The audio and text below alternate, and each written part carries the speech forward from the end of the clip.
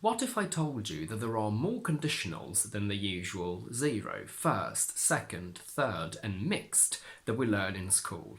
Well, if you liked my previous videos on conditionals, which you can find over here, you will like this one.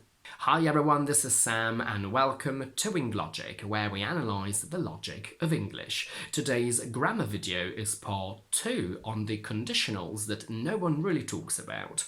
Although some teachers and books do mention them, I don't think they do it often enough, and for some reason they tend to be forgotten. I don't actually know if there is a name for these conditionals, but I call them past zero, which we covered last time over here, and past first, which is the topic of today.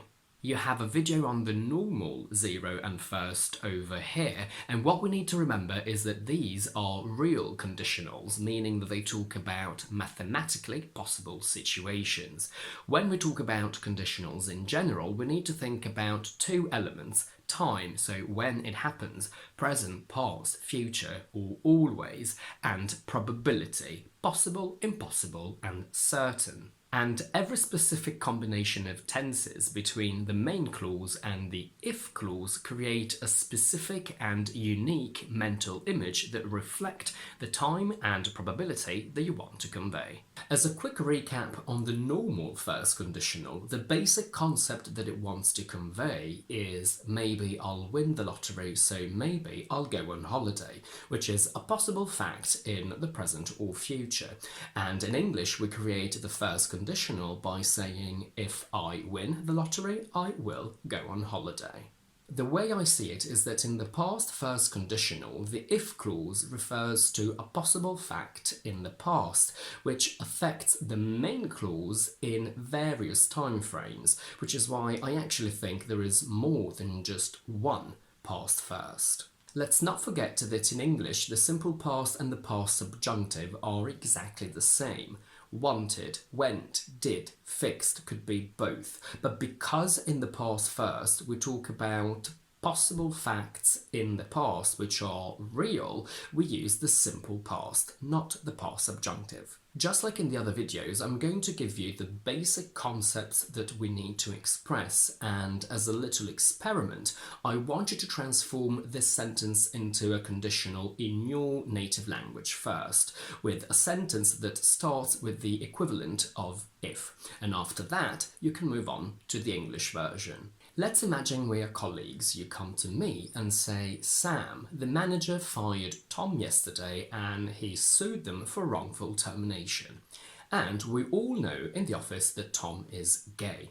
Now, the basic concept that I want to express is that maybe the boss fired Tom because he's gay, so maybe Tom did the right thing in suing them, which refers to a past action, and it is possible. In English, we create that by saying, if the boss fired him because he's gay, Tom did the right thing, where both these verbs are simple past because they refer to a possible single action in the past. What does this mean? We all know that Tom is gay, but we don't know why the manager fired him. So I'm only guessing, I am speculating.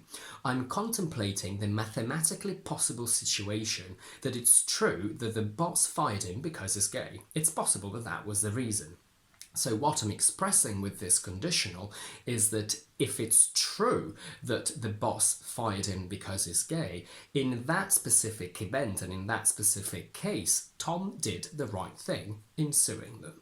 Last time we saw that the combination of if and simple past plus another simple past gives the past zero. So let's compare these two sentences where purely based on the grammar, you can't really tell the difference. You understand it through the context and the meaning of these verbs within the sentence.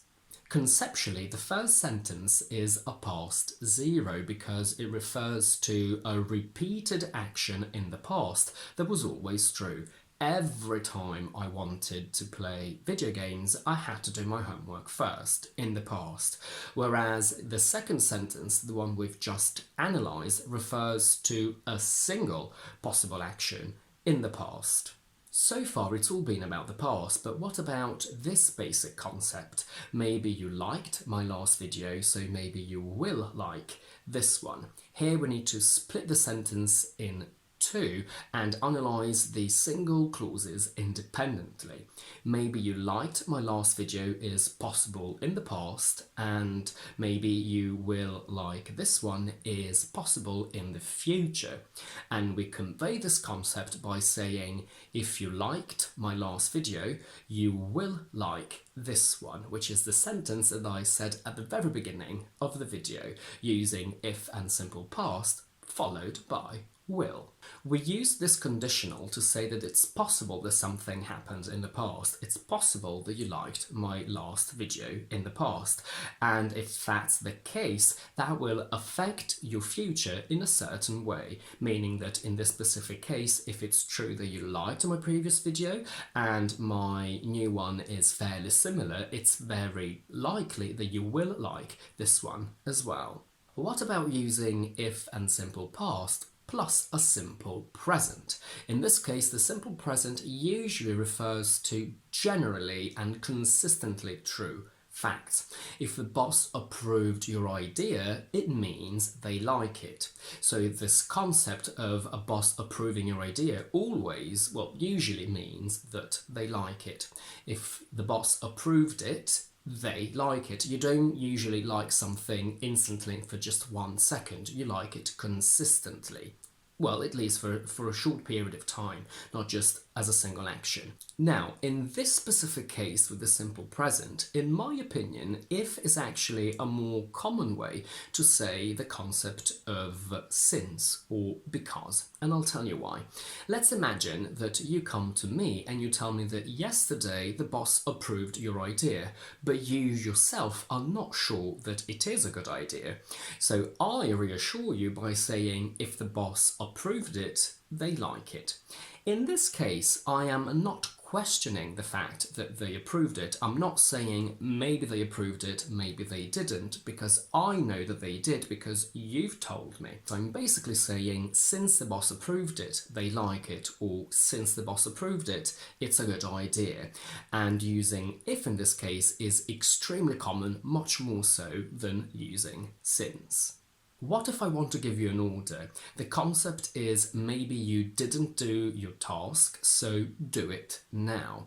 I say if you didn't do your task, do it now, with an imperative. And now we can also play with the verb of if. Maybe you haven't done your task yet, so do it now becomes if you haven't done your task yet, with the present perfect. Do it now, with an imperative. If I want to say that maybe you've been eating my food, so stop, I can say if you've been eating my food, stop. Playing with the tense of the if clause doesn't only apply to imperatives, you can apply this to all other cases. Maybe you've just watched my last video, so you will like this one becomes if you've just watched my last video, you will like this one. If you've been following my channel for a while, you will like my new video. Let's imagine that Tom told me that you saw Alice at the party, but you didn't tell me about it, and I don't like the fact that you didn't tell me. If that is the case, if it's true that you saw her. So maybe you saw her, but you didn't tell me, and I don't like that. We say if you saw her at the party, so it is mathematically possible that you saw her, you should have told me. We use should in a past conditional to tell someone off by telling them what they should have done instead of what they actually did. If you want to keep it a little bit more neutral and remove the anger from it, you can say, if you saw her at the party, you could have told me. Just like with the simple present, I think that in this case we can use if meaning since, depending on the context. Let's go back to the first sentence. If you saw Alice at the party, you should have told me. Maybe I am questioning the fact that Tom told me the truth. Maybe I don't know if Tom told me the truth, so I'm asking you with this conditional if it is true.